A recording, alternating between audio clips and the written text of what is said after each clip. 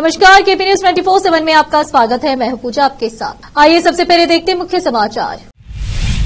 बसपा कल्याण तालुके के गुंटेतवाड़ी गांव में एक 18 वर्षीय युवती की हत्या के मामले पर चिटगुप्पा में कन्नड़ सेना कर्नाटक संगठन की ओर से निकाली गई विरोध रैली। बीजेपी के खिलाफ साजिश, बीजेपी प्रदेश अध्यक्ष BY विजेंद्र की कांग्रेस पर प्रतिक्रिया। महाराष्ट्र में लड़की बहन योजना को लेकर महायुति में दरार, शिंदे गुट के नेता ने अजित पवार के खिलाफ जताई नाराजगी। मुंबई के कमला मिल क्षेत्र में टाइम्स टावर में लगी आग, इलाके में छाया काला धुआं। वरिष्ठ CPI नेता सीताराम येचुरी की हालत गंभीर, रात में वेंटिलेटर पर रखा गया। कांग्रेस में शामिल हुए विनेश फोगाट और बजरंग पुनिया हरियाणा विधानसभा चुनाव में दिखाएंगे दंगल।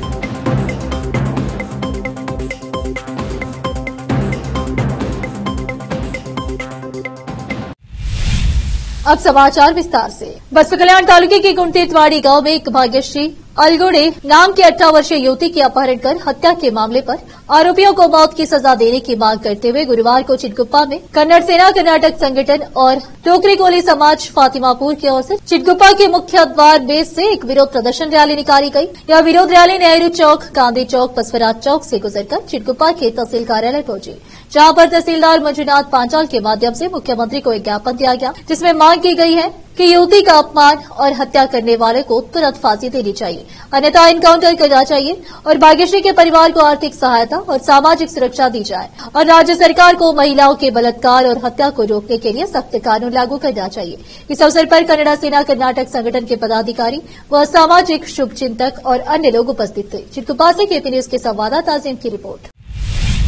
बीजेपी कर्नाटक प्रदेश के अध्यक्ष BY विजेंद्र ने कहा कि कांग्रेस सिद्धरामैया के इस्तीफा देने की स्थिति को समझ नहीं पा रही है, इसलिए बीजेपी के खिलाफ साजिशें चल रही है। अवसर आने पर मैं उचित उत्तर दूंगा। बीजेपी प्रदेश अध्यक्ष BY विजेंद्र ने कहा कि इसमें कोई सवाल नहीं है कि हमें उनकी किसी रणनीति से डरना चाहिए। सदस्यता अभियान के तहत पार्टी के वरिष्ठ नेता और पूर्व मंत्री रामचंद्र गौड़ा ने BY का दौरा किया। विजेंद्र ने दौरा कर सदस्यता दिलाई। बाद में उन्होंने कहा कि कोविड घोटाले का आरोप लगाकर लोगों का ध्यान भटकाने की कोशिश की जा रही है। उन्होंने कहा कि राज्य के मुख्यमंत्री को यह स्पष्ट हो गया है कि मुख्यमंत्री पद से इस्तीफा देने का समय आ गया है। हम पिछले कुछ दिनों से भ्रष्ट कांग्रेस सरकार के खिलाफ लड़ रहे हैं। हमने वाल्मीकि मुंडा घोटाले के खिलाफ लड़ाई लड़ी। निश्चित रूप से हम मुख्यमंत्री और कांग्रेस नेताओं की स्थिति को समझेंगे। महाराष्ट्र में सत्तारूढ़ महायुति में लड़की बहन योजना को लेकर दरार पैदा हो गई है। दरअसल शिवसेना के एक मंत्री ने योजना के विज्ञापनों और प्रचार सामग्री में मुख्यमंत्री एकनाथ शिंदे का नाम छोड़ने पर आपत्ति जताई है। उन्होंने सहयोगी एनसीपी और उसके अध्यक्ष अजित पवार के खिलाफ नाराजगी व्यक्त की है। सीएम शिंदे के नेतृत्व वाली शिवसेना नेता और राज्य के आबकारी मंत्री शंभुराज देसाई ने उप मुख्यमंत्री पवार द्वारा मुख्यमंत्री माझी लड़की बहन योजना को हाईजैक करने का आरोप लगाया और निराशा व्यक्त की। बता दें कि इस योजना के तहत राज्य में पात्र महिलाओं को प्रति माह 1,500 रुपए की सहायता दी जाती है। उन्होंने कहा कि पवार के सार्वजनिक कार्यक्रमों के दौरान योजना के पूरे नाम का उपयोग नहीं करना प्रोटोकॉल के अनुसार नहीं था। इस योजना के नाम में मुख्यमंत्री है और इसे हटाना अनुचित है। ऐसा नहीं किया जाना चाहिए था। यह राज्य सरकार की योजना है और अजित पवार को सभी को साथ लेकर चलना चाहिए था। मुंबई के मशहूर कमला मिल कंपाउंड स्थित टाइम्स टावर में आग लग गई। दमकल की 6 से 7 गाड़ियां मौके पर आग बुझाने की कोशिश कर रहा है। किसी के फंसे या घायल होने की अभी कोई खबर नहीं है। बताया जा रहा है कि देखते ही देखते पूरा टावर आग की लपेटों में घिर गया। आग के कारण इलाके में काला धुआं फैल गया है और नागरिकों में डर का माहौल फैल गया है। आग की सूचना मिलते ही दमकल की 7 गाड़ियां मौके पर पहुंच गई। फिलहाल आग पर काबू पाने की कोशिश की जा रही है। इस भयानक आग का वीडियो भी सामने आया है। बताया जा रहा है कि इस आग में भी अभी तक कोई हाथाहाथ नहीं हुआ है। महाराष्ट्र के गढ़चिरौली के एक ग्रामीण इलाके से एक दिल दहला देने वाले दृश्य सामने आया है, जहां 2 मासूम बच्चों के शवों को उनके माता पिता कंधे पर उठाए हुए कीचड़ भरे रास्ते पर पैदल जा रहे हैं। बताया जा रहा है कि उन्होंने अपने बच्चों के शवों को 15 किलोमीटर दूर अपने गांव तक पहुंचाने के लिए यह कठिन सफर तय किया हुआ। यह कि दोनों बच्चों को अचानक तेज बुखार ने जकड़ लिया था। परिवार ने पुजारी से जड़ी बूटी लाकर बच्चों को खिलाई, लेकिन उनके हालात में कोई सुधार नहीं हुआ। कुछ ही घंटों में दोनों भाइयों की मौत हो गई। इस घटना का एक वीडियो महाराष्ट्र विधानसभा में नेता विपक्ष विजय वडेट्टीवार ने शेयर किया है, जो सोशल मीडिया पर वायरल हुआ है। जानकारी के मुताबिक गांव तक पहुंचने के लिए कोई पक्की सड़क नहीं थी, इसलिए एम्बुलेंस वहां नहीं जा सकती थी। मजबूरन माता पिता को अपने दोनों बच्चों के शवों को कंधे पर उठाकर 15 किलोमीटर का पैदल सफर तय करना पड़ा। बुधवार को घटना अहेरी तालुका में हुई है। यह घटना सुदूरवर्ती इलाकों में स्वास्थ्य सुविधाओं के अभाव का एक दर्दनाक उदाहरण है। विपक्षी नेता विजय वडेट्टीवार ने इस घटना का वीडियो साझा करते हुए राज्य सरकार की आलोचना की है। दोनों बच्चे अहेरी तालुका के यर्रागड्डा गांव में अपने परिवार के साथ रहते थे। उनके दादा पत्ती गांव में रहते थे। कुछ दिन पहले दोनों भाई अपने माता पिता के साथ पत्ती गांव गए थे। वरिष्ठ सीपीआई नेता सीताराम येचुरी को तबियत बिगड़ने के बाद एम्स के वेंटिलेटर पर शिफ्ट करना पड़ा। वहां उनकी हालत गंभीर बनी हुई है। डॉक्टरों की एक टीम उनके इलाज में लगी है। पूर्व राज्यसभा सांसद और सीपीएम महासचिव सीताराम येचुरी को पिछले महीने 20 अगस्त दिल्ली एम्स के आईसीयू वार्ड में भर्ती कराया गया था। गुरुवार को अचानक 77 साल के सीनियर लेफ्ट लीडर की हालत बिगड़ गई थी। एम्स से मिल रही जानकारी के मुताबिक येचुरी के लंग्स में इन्फेक्शन यानी उनके फेफड़ों में संक्रमण का इलाज चल रहा है। येचुरी को निमोनिया जैसे संक्रमण के इलाज के लिए एम्स में भर्ती कराया गया था। हालांकि अस्पताल द्वारा उनकी बीमारी की प्रकृति का खुलासा नहीं किया गया था। हाल ही में उनकी मोतियाबिंद की सर्जरी हुई थी। अब फिलहाल एक छोटा सा ब्रेक। कील मुहासों की दाग, मस्सा, बालों का झड़ना, गंजापन, चेहरे पर अनचाहे बालों से परेशान लोगों के लिए खुशखबरी। अब इन सभी प्रकार की समस्याओं को दूर करने के लिए शहर बीदर में खुल गया है Biyani skin and hair clinic, cosmetic and laser centre, जहां पर त्वचा, बालों एवं चेहरे पर दाग धब्बे, शरीर में खुजली, नाखूनों से संबंधित बीमारी के अलावा और भी कई बीमारियों का इलाज किया जाता है। इसके अलावा बीदर में पहली बार यहां पर अनचाहे बालों को निकालने के लिए लेजर ट्रीटमेंट अवेलेबल है। अपने खोए हुए बालों के लिए पीआरपी और जीएफसी थेरेपी अवेलेबल है। यहां पर लेजर द्वारा टैटू भी रिमूव किया जाता है और मस्से भी निकाले जाते हैं। Doctor Vinay Kumar Biyani MBBS MD, consultant dermatologist, cosmetologist and trichologist की निगरानी में चलाए जाने वाले स्किन एंड हेयर क्लिनिक में आकर अपनी बीमारियों और समस्याओं को दूर कीजिए और इस क्लिनिक के इलाज से फायदा उठाइए। आज ही चले आइए। यहाँ पर बीदर के अलावा महाराष्ट्र और तेलंगाना से भी पेशेंट आकर लाभ उठा रहे हैं। पहले पीआरपी थेरेपी और लेजर ट्रीटमेंट के लिए लोग हैदराबाद जाते थे। अब यह सब चीजें यहीं बीदर में उपलब्ध है। नई कमान के पास बस स्टॉप के सामने बिल्डिंग में हमारा क्लिनिक है। चले आइए Biyani skin and hair clinic, cosmetic and laser centre. Timing सुबह 11 बजे से 9 बजे तक, 11 to 9 PM। अपॉइंटमेंट के लिए इस नंबर पर संपर्क कीजिए 9243573333। ब्रेक के बाद आपका स्वागत है। आइए देखते हैं अन्य समाचार।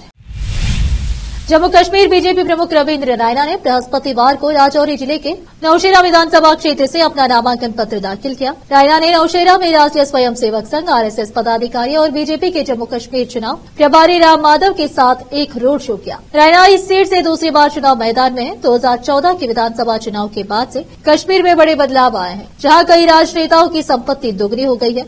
वहीं बीजेपी की स्थानीय इकाई के प्रमुख रविंद्र रैना की संपत्ति में कमी आई है। रविंद्र रैना की ओर से 2014 में चुनाव आयोग को दिए हलफनामा में रविंद्र रैना ने हाथ में नकदी के रूप में 20,000 की राशि और बचत खाते में 1,000 की घोषणा की थी। इस बार भी नौशेरा के रिटर्निंग अधिकारी के समक्ष दायर उनके हलफनामे से पता चलता है कि उनके हाथ में केवल 1,000 रुपए है।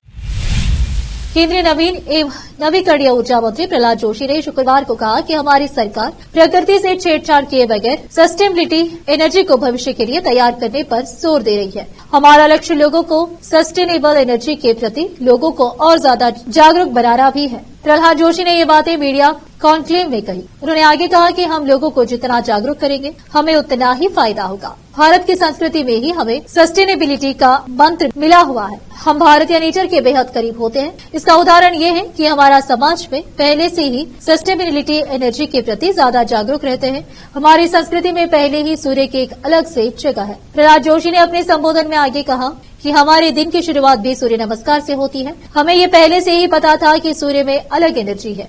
हमने अब टेक्नोलॉजी का इस्तेमाल कर सूर्य और वायु से मिलने वाली एनर्जी को एक पक्की व्यवस्था में ढालकर आगे बढ़ने की दिशा में आगे बढ़ रहे हैं। दिग्गज पहलवान विनेश फोगाट और बजरंग पुनिया आज कांग्रेस में शामिल होने जा रहे हैं। दोनों कांग्रेस अध्यक्ष मल्लिकार्जुन खड़गे के नई दिल्ली स्थित आवास पहुंच चुके हैं। इससे पहले फोगाट ने निजी कारणों का हवाला देकर भारतीय रेलवे से इस्तीफा देने की घोषणा की। पुनिया टोक्यो ओलंपिक खेलों के कांस्य पदक विजेता है, जबकि फोगाट ओलंपिक फाइनल में पहुंचने वाली पहली महिला पहलवान बनी। हालांकि उन्हें 50 किलोग्राम वर्ग के वजन में लगभग 100 ग्राम वजन अधिक पाए जाने के बाद अयोग्य घोषित कर दिया गया था। बाद में उन्होंने खेल से संन्यास की घोषणा की थी। मथुरा से सीतामढ़ी जा रही एक बस से कुचायकोट थाने की पुलिस ने भारी मात्रा में चांदी का गुटखा और घुंघरू समेत आभूषण बरामद किया है। पुलिस ने इस मामले में चांदी के 2 आभूषण तस्कर को हिरासत में लिया है। जब्त चांदी की वजन करीब 11 क्विंटल बताई जा रही है, जिसकी कीमत करीब 1 करोड़ रुपए आंकी गई है। गुरुवार को कुचायकोट थाने की पुलिस ने यूपी बिहार के बलथरी चेकपोस्ट पर कार्रवाई की है। पुलिस हिरासत में लिए गए दोनों युवकों से पुलिस पूछताछ कर रही है। कुचायकोट थाना अध्यक्ष सुनील कुमार ने बताया कि यूपी से बिहार में आने वाले वाहनों की तलाशी शराब तस्करी पर रोक लगाने को लेकर किया जा रहा था। जांच के दौरान एक बस पर सवार सीतामढ़ी के मुन्ना कुमार समेत 2 लोगों को हिरासत में लिया गया। बस से करीब 11 क्विंटल चांदी से बने आभूषण को बरामद किया। तस्कर ने इस बारे में रखकर बस की केबिन में रखा था। बस पर सवार होकर मथुरा से सीतामढ़ी आ रहे थे। चांदी के कागज की मांग की गई। दोनों युवक किसी तरह का कोई कागज प्रस्तुत नहीं किया। पुलिस ने दोनों को हिरासत में लिया है। पुलिस बैकवर्ड फॉरवर्ड लिंक को तलाशने में लगी हुई है। जांच पड़ताल के बाद वरीय पदाधिकारियों के निर्देश पर पुलिस आगे की कार्रवाई करेगी। वहीं इस कार्रवाई के बाद चांदी तस्करों के बीच हड़कंप मच गया। अब फिलहाल लेते एक और छोटा सा ब्रेक।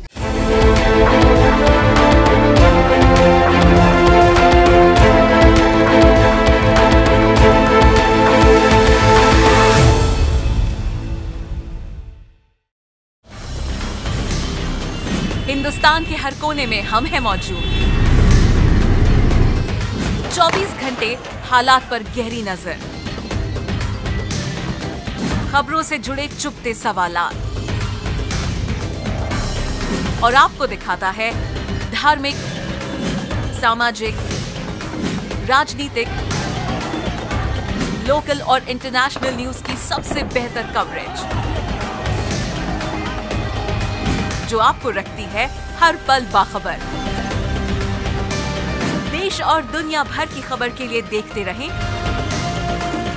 KP news 24/7। ब्रेक के बाद आपका स्वागत है। आइए देखते हैं अन्य समाचार।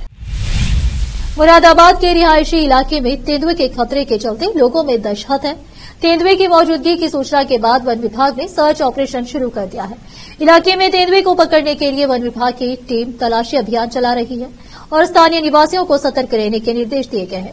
तेंदुए के बारे में जानकारी मिलने के बाद सुरक्षा के उपाय बढ़ा दिए गए हैं और इलाके की निगरानी कड़ी कर दी गई है।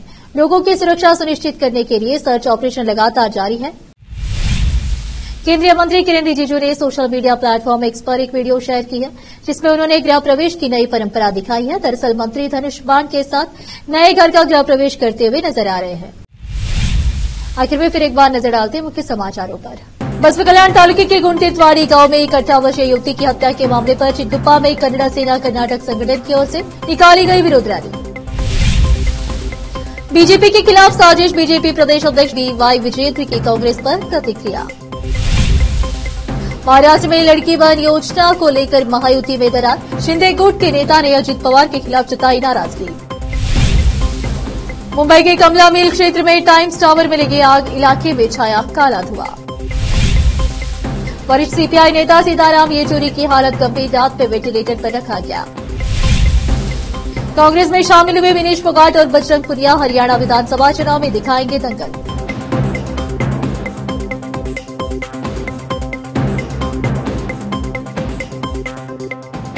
केपी न्यूज में इस वक्त के लिए इतना ही। देश प्रदेश के समाचारों के लिए देखते रहिए आपका अपना चैनल केपी न्यूज 24/7।